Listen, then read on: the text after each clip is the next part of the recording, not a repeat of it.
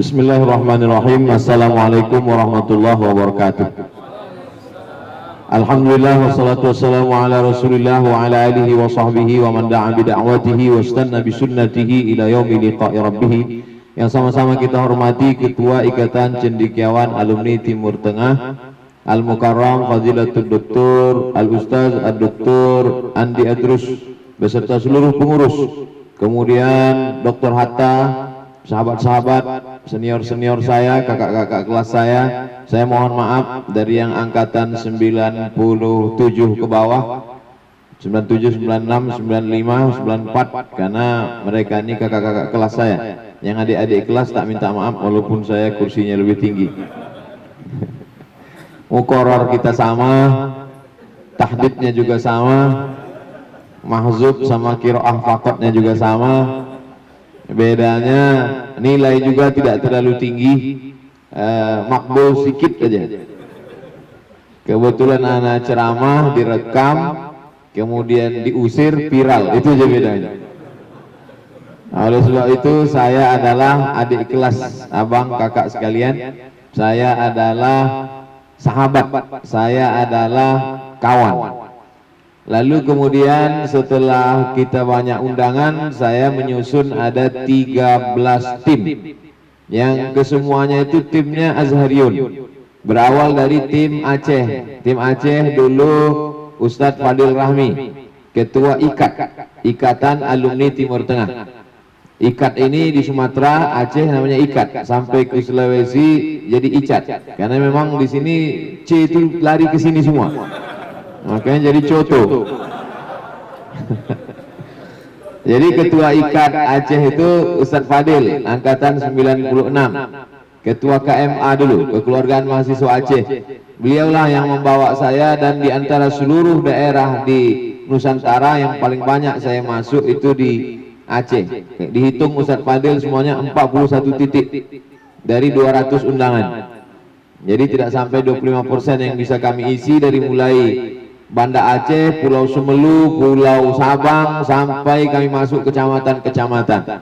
Dan sekarang beliau tidak lagi jadi ketua tim. Untuk di Aceh sekarang yang menyusunnya masih anggota KMA, Kekeluargaan Mahasiswa Aceh, yaitu Ustadz Nazar, kalau masih ingat, angkatan 96 juga.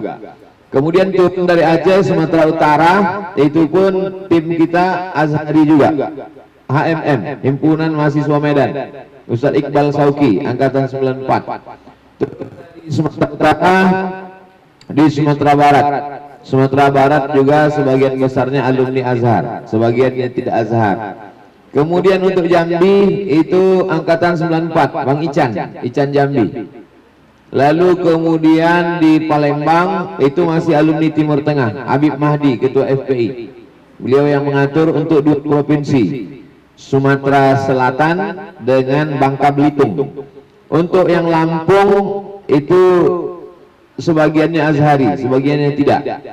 Untuk Jakarta itu dari Al-Azhar Sukabudi, tidak Azhari, tapi tetap juga di sebagian timnya Azhari.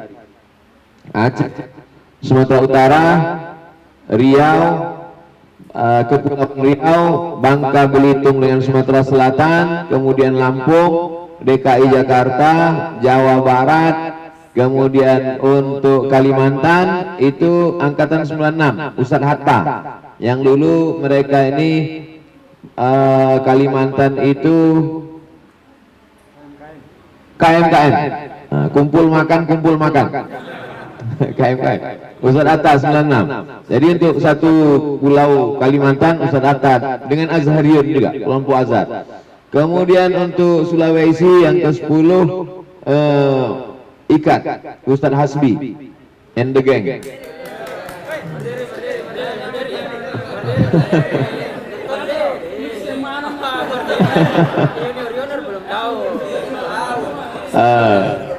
Lalu kemudian yang ke-11 itu Kalimantan, Sulawesi, Jawa, Malaysia jamaah kita sebagai, karena kita dengan jamaah alumni Azhar, mereka ikut supportnya. Karena setiap ke daerah dari dari ujung Kelantan sampai yang berbatasan dengan Thailand Selatan, Patani, sampailah yang ke Kucing, Sarawak, itu sebagian besar Azhar, tapi yang mengkoordinirnya. Lalu kemudian Brunei Darussalam, itu pun jamaah kita juga, tapi sebagiannya tetap juga alumni Azhar yang ada di kementerian agama Islam. Jadi semuanya di total ada 13. Saya tidak mau masuk ke daerah itu karena kita tahu kalau kita masuk ke satu daerah itu banyak sekali jebakan-jebakan Batman, apalagi dekat-dekat pilkada. Kita tidak tahu, kita tiba-tiba sudah berada di posisi sulit. Oleh sebab itu saya lebih percaya kepada Azhariun, karena Azhariun ini beda dengan alumni yang lain. Mohon maaf walaupun kita Timur Tengah, tapi Azhar ini luar biasa. Karena Azhar itu belajarnya tidak terlalu lama, tauburnya lebih lama. Lalu kemudian pula Ustadz Atta bisa bandingkan itu, bagaimana di Azhar dengan di Maroko. Di Azhar kita memang betul-betul ibarat pepatah, masaknya itu memang masak di pokok, bukan masak di pram, bukan masak di karbit. Nah, memang betul-betul matang. Jadi kalau Ketua Ijat tadi cerita tentang kesulitan uang, itu beliau hanya sebetulnya basa-basi saja. Kita di Azhar memang selalu kesulitan uang, dan hidup kita, kami khususnya yang angkatan 98 sampai 2002 itu memang lebih banyak musaadah. Damgoh itu memang terus siap di kantong, tasdik sama itu memang bekal luar biasa. Jadi rupanya dulu dari mulai kita belajar pun selalu musaadah, sampai tamat ini pun masih berkecimpung di musaadah juga. Nah, oleh sebab itu maka saya amat sangat senang sekali. Pertama kali saya datang disambut dulu di hotel oleh Ketua Icat beserta rombongan, ramai kita waktu itu di hotel. Tapi hari ini saya lebih bahagia karena waktu itu kita di hotel itu punya orang. Sekarang ini sekretariat, istilahnya tadi baruga kita adalah punya kita. Susah senangnya ini adalah milik kita. Oleh sebab itu cerita ini akan saya bawa nanti setiap saya pergi ke daerah, dari mulai Aceh sampai di Malaysia sampai di Brunei. Saya akan cerita bahwa kadang di beberapa tempat saya selalu minta ke alumni, kumpullah alumni, saya akan datang. Tidak mesti di hotel macam di Sulawesi,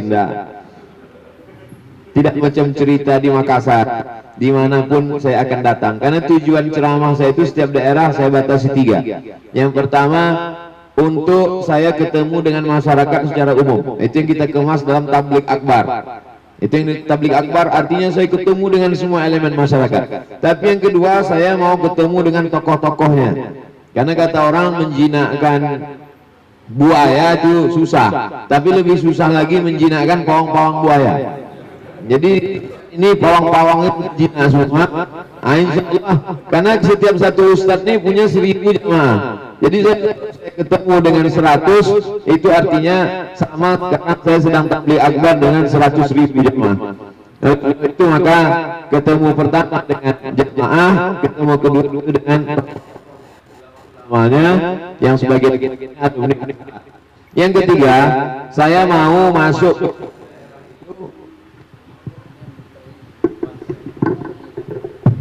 Yang ketiga, saya mau masuk ke daerah itu, ini masalah ekonominya. Maka saya selalu ketemu, kalau bisa dikumpulkan rajul a'mal, rijal a'mal, bisnismen. Kalau istilah kita di Kairo dulu, muhsinin-muhsininnya. Nah, itu kita kumpulkan supaya sebetulnya kita hanya jadi jembatan aja. Jadi ada fakir miskin yang susah tidak tahu mau kemana, mereka mengadukan kesusahannya. Satu lagi ada orang kaya yang bingung mau kemana dia buang uangnya. Nah, maka Icat menjadi jembatannya. Nah, jadi saya selalu mengatakan 3 unsur ini saya mesti tercapai. Dari mulai Aceh sampai Makassar, sampai Malaysia, sampai Brunei, 3 ini mesti tercapai setiap kali saya datang. Pertama, tabligh akbar untuk masyarakat umum. Yang kedua, untuk alim ulama, tokoh masyarakat cendekiawan. Yang ketiga, muhsinin. Jadi mungkin insya Allah tahun 2021 kita lebih rapi lagi. Jadi saya tidak mau misalnya ada undangan dari Makassar, saya datang, habis itu pulang sekali. Kemudian bulan depan datang lagi undangan dari Goa, datang. pulang lagi. Bulan depan datang lagi undangan dari Sidrap, datang, habis itu pulang lagi. Saya tidak mau gitu. Jadi saya datang sekali, lalu 3 unsur nih kita datangi, yang modelnya muhsinin, kita buat kajian tertutup muhsinin aja. Lalu kita sampaikan beban-beban kita.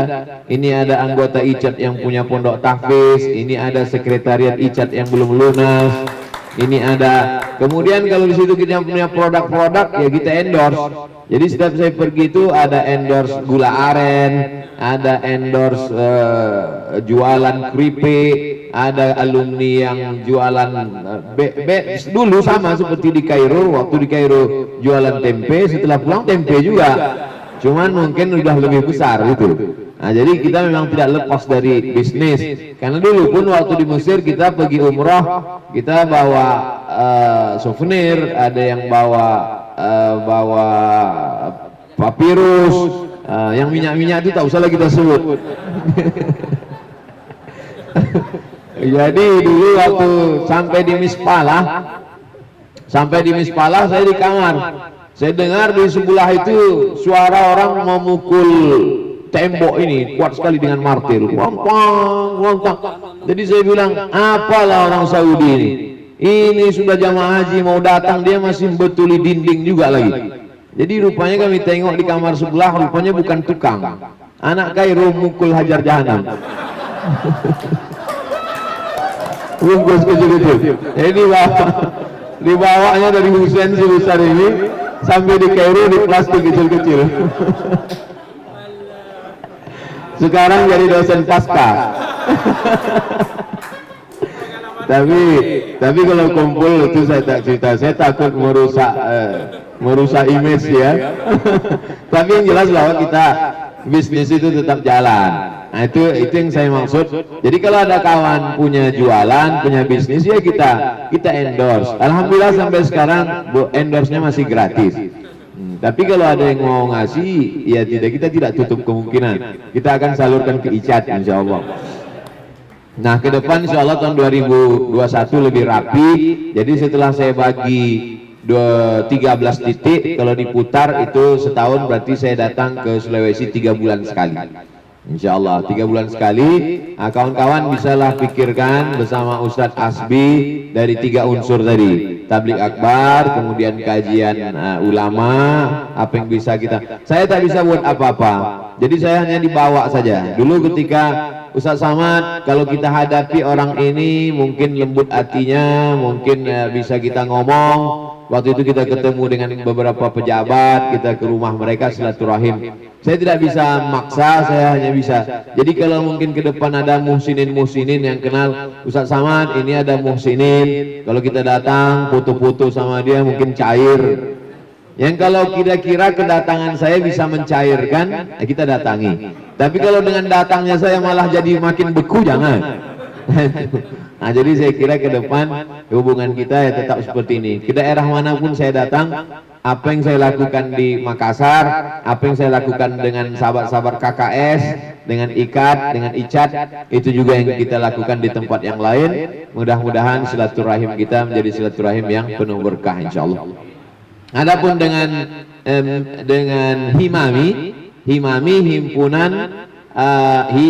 himpunan alumni mahasiswa Maroko.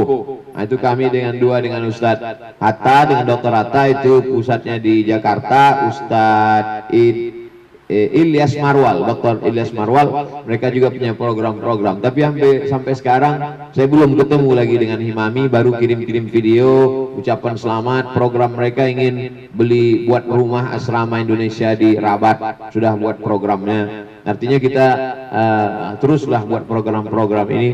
Sahabat-sahabat, kawan-kawan dulu sudah banyak mendahului kita. Kalau dihitung aja kami yang ditonton, Budiman Teresa dari Jakarta kena gula meninggal dunia. Kemudian dari Medan anak Tonto Ustadz Iwan Pasaribu melahirkan, anaknya lahir beli payung selimut, anaknya pulang ditabrak truk meninggal. Kemudian anak Tonto juga dari Bekasi itu juga meninggal dunia. Kami hitung sudah 4 anak tonto meninggal yang sebaya-sebaya dengan saya. Jadi dulu saya selalu berpikir bahwa saya akan mati umur 63. Selalu saya ceramah gitu. Abdul Somad insya Allah meninggal tahun 2040 saya bilang. Tapi setelah beberapa kawan ini meninggal, berubah cara pikir saya, berubah cara pandang saya, bahwa kita tidak sampai 63. Apalagi dulu kita banyak kita nih yang kena lambung karena makan full dengan apa itu kusari itu. Lalu kemudian saya berpikir umur kita tak sampai 63, jadi apa yang bisa kita buat hari ini, bisa kita bersilaturahim, jangan pernah tunda-tunda. Makanya saya insya Allah setiap datang, mungkin ke depan silaturahimnya ke pondok pesantren kawan-kawan, atau kita menghadap musinin, kita menghadap pejabat-pejabat yang bisa mensupport dakwah, tapi tetap kita akan bertemu di 2021. Saya kira sebagai pengantar dialog kita, itulah yang dapat saya ceritakan, yang dapat saya sampaikan. Mohon maaf banyak tutur kata saya tidak berkenan di hati, menyinggung perasaan. Saya mohon maaf kepada abang-abang, kakak-kakak, sahabat-sahabat saya. Terima kasih. Wassalamualaikum warahmatullahi wabarakatuh.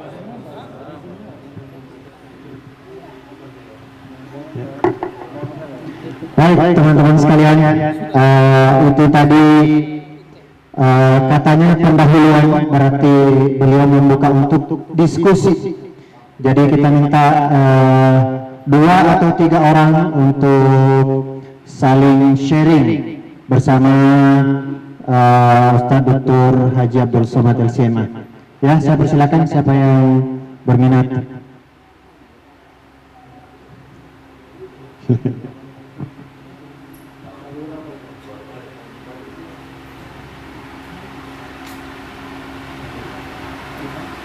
Baik kawan-kawan sekalian, ada yang ingin disampaikan atau ada yang ingin di-sharing?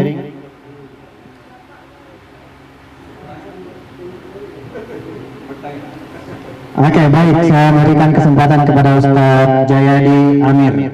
Pada beliau saya persilakan.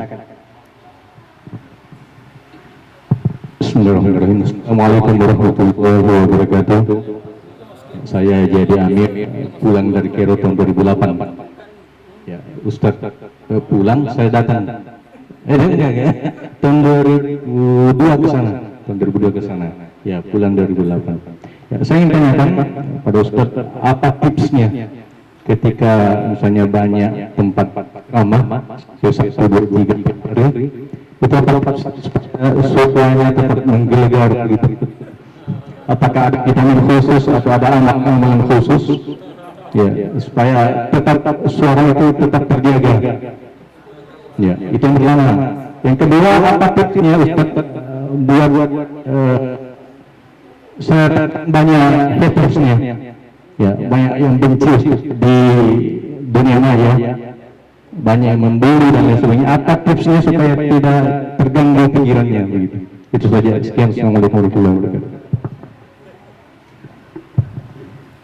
Banyak jamaah itu cerita ke saya, kata dia begini, Ustadz capek ya, Ustadz lelah ya, jalan ke sana kemari.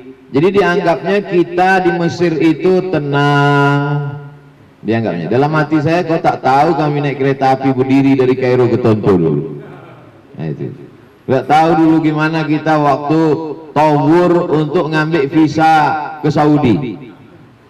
Datang jam 4 subuh, jam 10 hampir zuhur baru dapat visa. Dia tidak tahu bagaimana kita ngantri panjang, sudah mau dapat ke depan, tiba-tiba masuk waktu zuhur, sore bukrah. Saya datang dari Tonto bawa aurak untuk urus visa, sampai di Buus, sampai di depan Buus itu sudah mau sampai Subak. Begitu sampai dia bilang bukrah. Saya bilang, ana min Tonto, hatta min al-Yaman. Jadi orang merasa lelah, merasa capek itu kalau dalam pikiran dia adalah tenang. Jadi kalau dalam pikiran dia saya tenang, maka menghadapi sesuatu yang sulit sedikit aja dia merasa capek. Tapi kalau pikiran kita masih tetap di Kairo, masih tetap nunggu 80 coret, masih tetap naik El Tramco, jadi yang sekarang ini malah ringan. Jadi hidup ini mindset kita, tergantung kita membandingkannya dengan apa. Jadi kalau kita bayangkan saya ustadz, mesti disambut dengan karpet merah, mesti disambut dengan mobil mewah, mesti tinggal di AC. Jadi setiap ada kesulitan sedikit kita akan komplain, kita akan marah. Saya tidak pernah berpikir begitu. Saya anak Mesir. Kami adalah mahasiswa Azhar yang dulu, tak usahlah kita tuliskan, tak usahlah kita ceritakan, baca aja lah ketika cinta bertasbih. Jadi apa yang kita hadapi hari ini ya biasa aja, karena kesulitan itu, nah ini tentang masalah kesulitan yang kita hadapi dalam perjalanan dakwah, tentang jadwal yang penuh itu biasa aja kalau dibandingkan dulu. Yang kedua tentang masalah suara, kita kan ngerti apa pantang kita. Kalau saya terus terang pantang minum es. Jadi kalau udah sekali saya minum es hilang suara. Tapi ada Ustadz Ferry Idham, anak Kairo, anak Medan, sekarang di Riau, dia sambil ceramah minum es. Jadi kalau tidak ada es dia tak ceramah.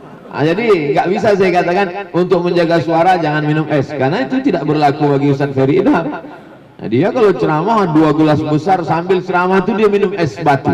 Nah itu, jadi kita masing-masing punya yang ngerti tentang diri kita, halakam muru'un lam ya'rif qadrahu. Jadi kalau kita mesti tidak minum es, ya kita itu. Jadi saya tidak minum es. Walaupun di Mesir dulu asir asop itu memang rubuh gini. Nah, sebab itu sampai ke Indonesia memang minum es enggak, minum air hangat. Pernah saya coba minum es, memang betul-betul hilang. Nah ini tentang masalah suara. Kemudian masalah makan saya bisa tahan, masalah minum bisa tahan, tapi tidur tak bisa. Oleh sebab itu mesti tidur. Alhamdulillah tidur saya bisa di mana aja. Di mobil tidur, di pesawat tidur. Pernah dijemput Ustadz Ican di Jambi itu, satu daerah ke daerah lain kalau pakai mobil tak tembus karena jalannya medannya sulit. Jadi dijemput pakai helikopter.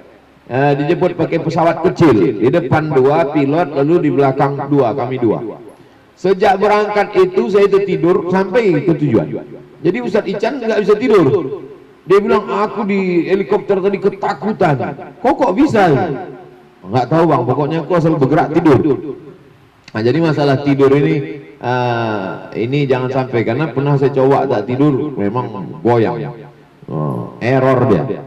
Nah oleh sebab itu ini tentang masalah istirahat, tentang masalah suara, tentang masalah haters. Kita kan sebetulnya ceramah ini udah lama, cuman viralnya aja yang baru kan itu. Jadi saya begitu pulang 2008 itu udah ceramah.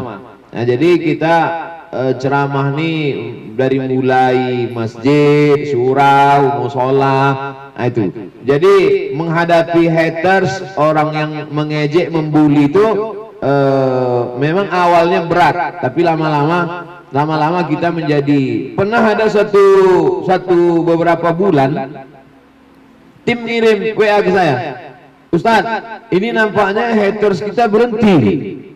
Jadi kita tahu kalau haters itu mulai berhenti, mungkin duit belum cair waktu itu.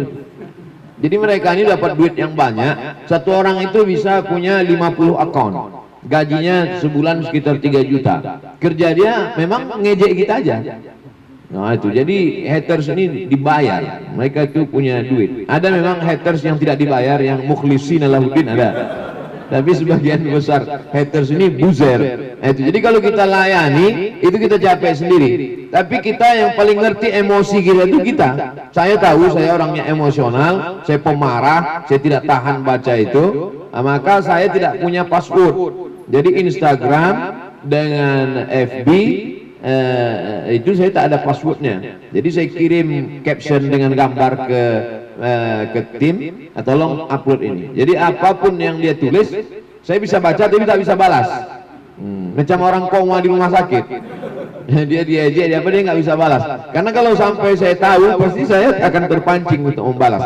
Dan saya kasih tahu, jangan kasih tahu saya passwordnya. Karena kalau kasih tahu nanti saya buka saya akan emosi dan marah. Nah itu. Oleh sebab itu kita kenali diri kita, ada kecerdasan intelektual, ada kecerdasan spiritual, ada kecerdasan emosional. Saya tidak mengajari abang-abang, enggak, sekedar berbagi cerita bagaimana rasanya dibully orang. Demikian akhi, wallahu a'lam bishawab.